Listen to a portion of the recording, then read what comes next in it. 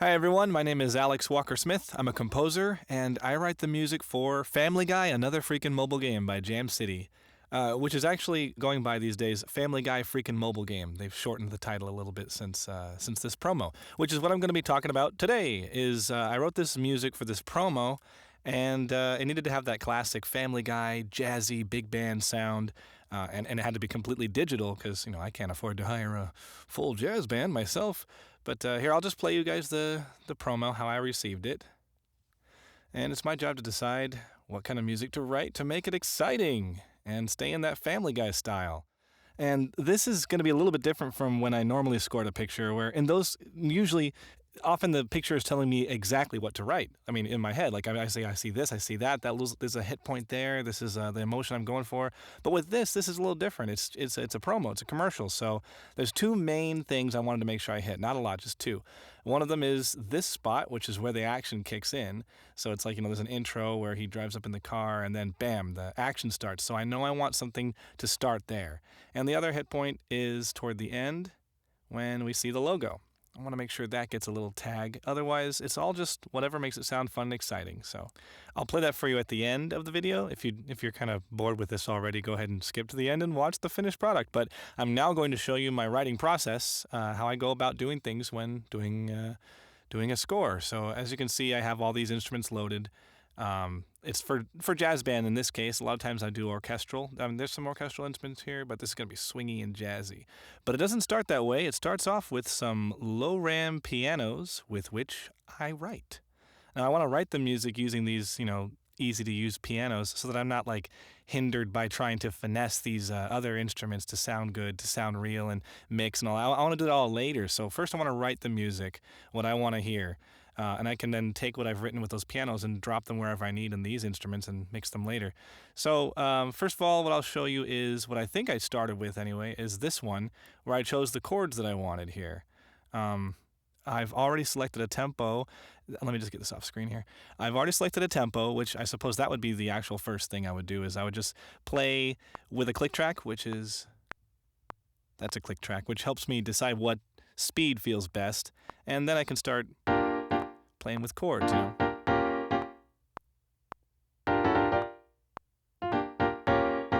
Yeah, jazzy.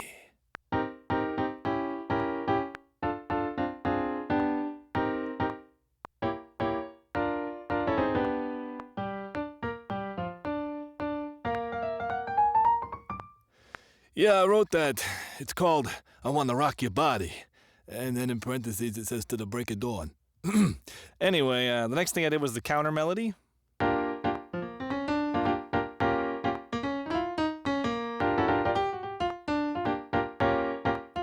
this little roll up here. So I was thinking of a saxophone, a low, like a bari sax in this area here is what I was thinking. And these are all saxophones here, so I'll go ahead and play these together so you can hear, this is where they start together with a little roll up.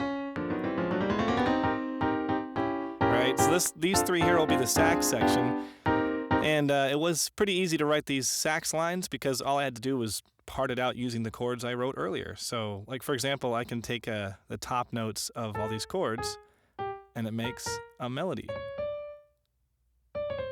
There you go. And now if I go down to the next note down in the chord, if I wrote my chords well, this should also be a nice little melody, right? So it looks like that's what I started to do here, was part these parts out here for the sax line. I'll just play these isolated.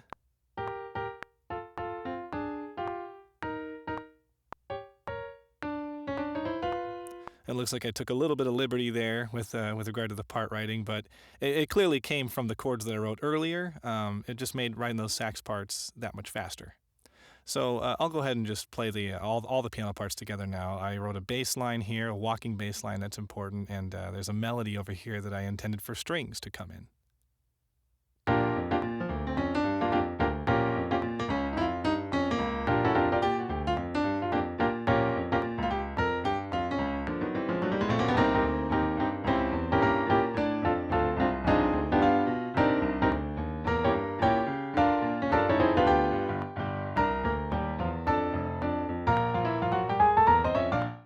Cool. Now, some musicians out there might have noticed that there's some influence from the Family Guy theme. It's not heavy influence. It's enough to make you think of it without getting into legal trouble, because we weren't allowed to use the Family Guy theme, as a matter of fact. But yeah, so here's the melody that I wrote with the strings. So it's kind of inspired by a certain section of the Family Guy theme. If I play the chords behind it, it might become more apparent. But then it goes off in a different direction, strays from it. But so it's enough to make you really think of the Family Guy theme without being the Family Guy theme.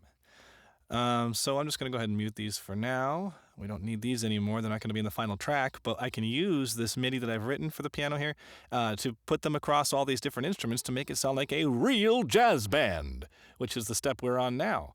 So I guess I'll show you the saxophone part first, because this sounds pretty cool. These saxophones are pretty good. They come with contact in the factory library.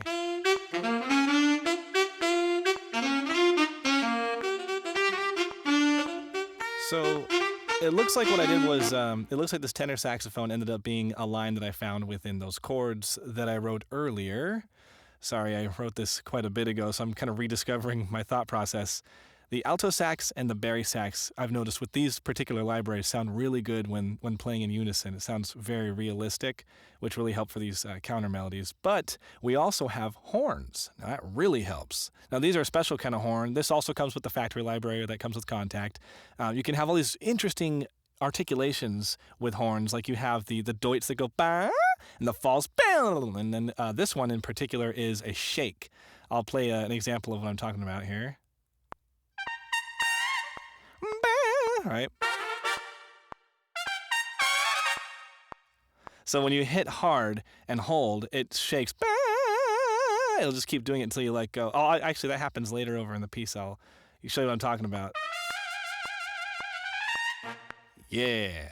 Now that really helps with elements like, where necessary to make it sound really live. But the bulk of these stabbing chords are going to be from my Cinebrass libraries, which aren't jazzy libraries. They are orchestral, but they're really versatile. I highly recommend Cinesamples. I have a ton of their stuff. They're great for orchestral mockups.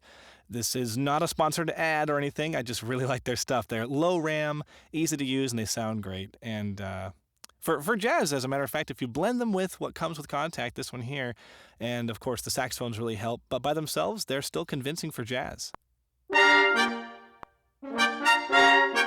Yeah. Uh-huh. Oh yeah. Sorry. Oh yeah, baby. Ha! Whoa, mama. I told you they sound good. Now we can just add those shakes from earlier and check this out. Whoa! Makes such a difference.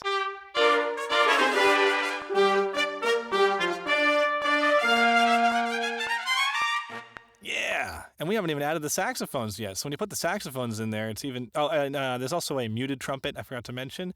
And another articulation that's like... Actually, I'll solo this one first. This is a fall. Brass fall, which sounds like this.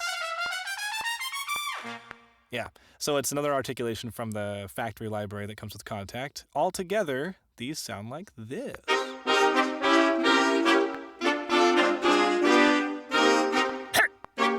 Oh yeah. Here we go.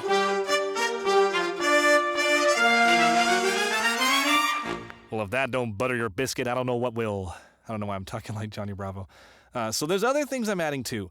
I have some woodwinds here that are also from Cinesamples. Not a ton, just enough to add some more texture and fullness to the other instruments. I'm just basically doubling in some areas. And I have some scales also, some flying scales, also from Cinesamples. They sound like this. Just one button press type things. You choose what key you want the scale to rip up in. Woodwind effects like that are great for adding production value. I use them in the intro also. Which I'll talk about the intro. Everything before measure 3, I'll talk about that in a little bit here. It wasn't part of what I wrote when I used the piano track, so I didn't write an intro because I was going to do that later. But there was some piano that made it into the final thing. It's a different library, but it's basically just doubling the chords to make them have more of an attack to them. So they're really stabby. Now, the reason this sounds so fake is because I didn't actually perform this piano as I normally would. I just clicked the notes into existence using MIDI because I only wanted them there to have an absolute stab sound for the chords. Although I did add some improv to make it sound more live. And this glissando here, same thing there. Some chords, more improv there. So what I've learned about improv is that a little bit of improv goes a long way. Too much and it's distracting. So that's what I was going for there. What else we got? We got a bass drum, we got timpanis, lots of other instruments just filling in these. This is important here. These are loops from Cinesamples for a drum kit, which is really useful because it's hard to play this type of style using a digital instrument. So these loops are performed by real people. They're, like I said, available on Cinesamples, really helpful. This one has some snare also in there, which is good. This one over here is some of the fills. And put that with this one. This is what it sounds like all together. These are some cymbal swells, and this is just a really light drum patch that I've loaded here, just to add some toms. Really simple. It's like a Logic native drum. It doesn't even sound very good, but when it's just behind all the other stuff, it really helps bring out the liveness of it. So the percussion section is really important. I mean, just listen to it with just a few of these horns and the percussion together. Super convincing now.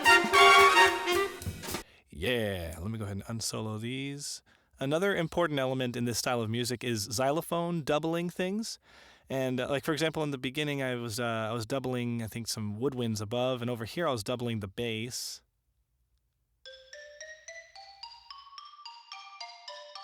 That Family Guy sound. And these glissons here, those glissons are also really important for, they're hidden. They're there, but they're hidden behind all the other chaos that's going on with the brass and everything. I guess I'll talk about the intro now. So the intro, which I didn't write with the piano because I just figured I would do that with orchestral elements, like, some fanciful sounds for when Peter comes in. We don't know exactly what's going on yet, so I wanted to... Here, I'll just play that video really quick. So, Family Guy, and then we see Peter, and then, oh, bam, and then that's when the action starts. So we have to go from, like, fanciful and wondrous to picking up speed, and then bam, into the thing. So I started off with some Lydian chords that I can use with this Cinesamples library, and then some runs. And really, those runs probably came a little later now that I'm thinking about it. They are more for supplementing what I've already written, which I probably started off with this Albion string library. Albion's pretty good also, very easy to use and quick to load and low on RAM and all that. So this is going to be a little bit of a lead-in to what I wrote with the piano, so I got to make sure I think about that. And also, I'm not sure which came first, that or this, but this is my lead-in to the main thing I wrote earlier, which I can then pair with there's another Albion library. So by themselves, not terribly impressive, especially the way that I programmed there, just really quick, some scales there. But when you pair them together is when, and then last but not least would be the xylophone. All together, that's the sound we're going for. That classic Family Guy, classic cartoon sound. Woodwinds and xylophones, or even strings, woodwinds, and xylophones. It's a really good trick. And now add that to all the other elements we've got here. And that's pretty much it, guys. That's the whole 30-second spot. It didn't take terribly long to do. Oh, I don't want people to know how long it takes me to do the work that I do. That's none of their business. It took about 4 hours. Anyway, I'm going to go ahead and play the track now, the finished mixed version. I'm not going to talk about mixing this time. That's an entirely different animal. So thanks for sticking around, guys. Here is the finished product.